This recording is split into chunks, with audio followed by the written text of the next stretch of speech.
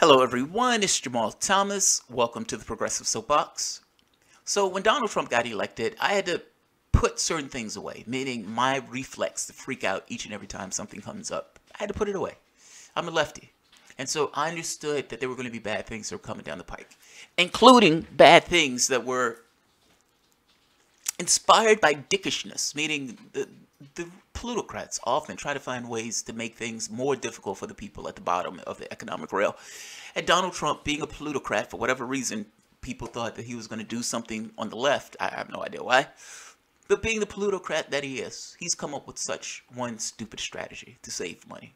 Because after all, that is the goal, to save money. This is one of the harebrained schemes.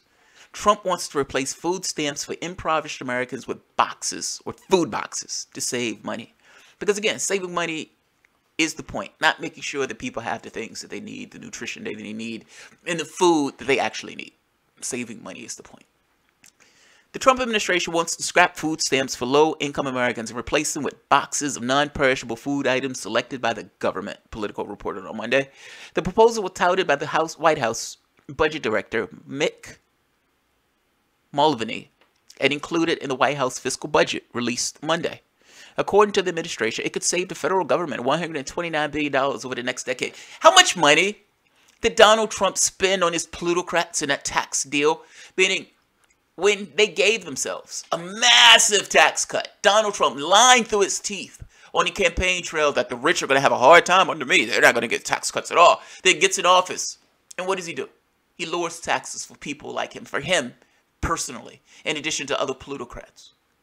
People in the Republican Party being told, if you don't do this tax deal that puts $1 trillion on the back of Americans while at the same time giving us tax cuts, if you don't get this deal, then lose my phone number. Just like the Democrat, or just like that Democrat with no neck who came out saying that if you do not lower the money, or if you say the word billionaire, shut up about that class. If you say the word billionaire, we will withhold funds from you. We will not give you any more money. This is a harebrained scheme. This is a scheme, like many others, to penalize the poor and to go after the poor and the disadvantaged in this country. Immediately after that tax plan, by the way, where the Republicans screamed and bitched and moaned about the debt, but at the same token, always screaming and bitching and moaning about the debt, and yet when they get in office, don't necessarily do anything actually about the debt. What they find ways to do is to give reasons for why they need to give plutocrats more money, why they need to protect Wall Street, why they need to give vendors who are obsequious to the party itself, people who latch onto the party, why they need to give those people more cash at the expense of everyone else, at the expense of regular Americans. This is another one of these harebrained schemes. You give the military billions and billions of dollars. You give your plutocrat buddies billions and billions of dollars. And then you turn around and say, you know what? We need to cut Social Security. We need to cut Medicare. Again, despite Donald Trump saying he's going to protect those things, they're going to go after those things. And now in this particular case, also food stamps. We can save $129 billion by bashing the poor and bashing people who don't have their needs met. That's amazing. That's amazing. Stupid and amazing. And before you get on your high horse and talking about, oh my God, Donald Trump and Republicans are maniacs. Oh my God, Donald Trump and Republicans are maniacs. They are maniacs. But even in your other party that many people look at as their saviors and protectors, President Obama signs $8.7 billion cut or stamp cut into law. You're getting it both ways. You're getting it both ways. Don't you wish at any moment for something that actually represents your interests? And do you honestly believe that by doing the same things that you've always done, you're going to get some kind of change in the Democratic Party? This belief that you put them in office, complacent, and vote for them, and then you just push and bitch and moan and push and activism and this and that. How does that work for you? How does that work for you?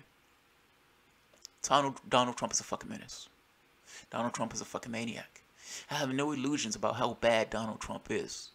I'm making a point to you that the party that has the philosophical responsibility to represent the interests of the people who are disadvantaged, who are the workers, who are not necessarily in the upper echelon of society, that party, that philosophical responsibility falls on the shoulders, unfortunately, of Democrats. And the fact is, if they can continuously look at you and tell you you have nowhere else to go and you agree with them, then they have no reason to change. I used crack addicted, alcoholic boyfriend, husband, spouse, wife, whatever you want to say. But you are attached to that particular person. It's almost like Stockholm syndrome. You're in you're enablers in an unhealthy relationship.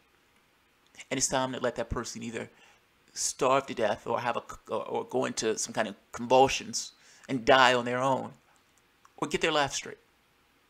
Get their life straight. I'm saying people who say one is bad but the other is okay is missing this point that both are the problem. It's not one or the other. The problem is both. And until you get to address that and continue to look at that and say, what is the political strategy that I'm going to take that goes beyond one election cycle? Nothing changes.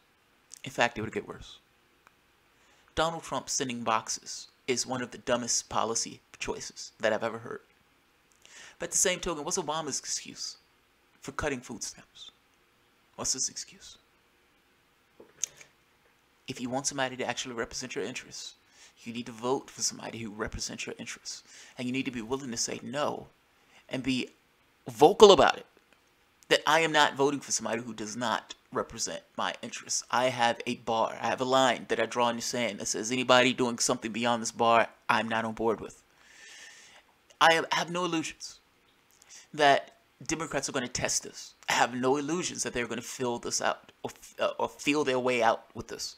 Meaning, whether the people are being serious or not, there will be this thing, this kind of, this game of chicken of sorts that are going to be played with us. They will tell you what they need to tell you to get you on board with their particular plan. And they will tell you that reform is the best process. That you can reform the party just continuously voting for the people who you put in that office. And at some point, you're going to have you're going to play strategy. And at some point, you're going to find somebody who represents your interests just out of the blue. You just have to keep voting in the way that you're voting and keep doing the status quo stuff that's been persisted over the past 20, 30, 40 years. Said that inelegantly. I'm trying to make the point that doing the same things you've always done is not going to give you something different. That's the point I'm trying to get. I'm going to leave it at that. Donald Trump is a menace. Donald Trump is a maniac. Donald Trump is an extension of the previous president. Just like that president was an extension of the previous president. The problem with this is both. The problem is not one or the other. I would agree with you that in the moment, the immediate tally between the two, that in many instances, yeah, there are differences, meaning there are minor differences between the two parties in the way that those parties operate. But the way they view the world is fundamentally the same. And if anything is going to change, if anything at all is going to change, I understand this thing of activism, this thing of bitching and moaning and railing and everything else. But at the end of the activism, the bitching and the moaning and the railing, if they tell you, fuck off, we're not changing squat. What is your answer? Is your answer really to, you got to be strategic and you got to still vote for him? Or is your answer finally, no, we're done? That gets you to a better place faster. I understand there are some hardships because they are going to test your resolve on this. Because they don't believe you now. That for the longest time they've told you you have nowhere else to go and you said, you're right. So yeah, they're going to test your resolve on this. But at the end of that, one or two things is going to happen. The drug addict, alcoholic boyfriend croaks on the floor from a seizure. Or the drug addict, alcoholic boyfriend gets his life together. If he croaks, you get another boyfriend. If he croaks, you have to get another boyfriend. But at the very least, you have a certain amount of belief in yourself and resolve in yourself to say, no, I have a certain bar, I have a certain line that I will support as a person voting and supporting politicians, meaning the policies and the things that I espouse and I go for. If this doesn't meet my interests, if this doesn't meet my bar, if this doesn't meet my line, then I'm saying no. I'm pulling myself out that political process. That is far better than just being complicit and voting for whoever comes up that has a D beside their name. They're taking you for granted, man. That's all I'm saying. I'll end it at that. And just so we're clear, this article or this thing is about Trump. I don't want to deviate from that. Trump wants to replace food stamps for impoverished Americans with boxes to save money. Fundamentally, if you vote for a Republican, this is the stuff you're going to get. They are not your saviors. They're not your protectors.